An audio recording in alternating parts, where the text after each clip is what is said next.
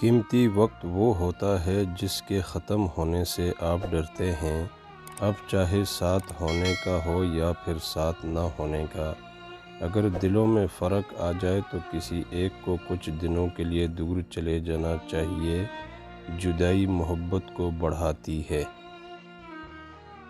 کسی کی بد اخلاقی سے دل برداشت ہو کر اپنے اخلاق کو نہیں گرانا چاہیے، کیونکہ یہ بزدلی اور کم ظرفی کی علامت ہے۔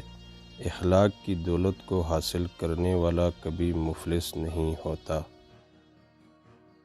لوگ حسد انسان سے نہیں بلکہ اس کی زندگی میں موجود سکون، خوشیوں، کامیابیوں اور اس کو میسر نعمتوں سے کرتے ہیں۔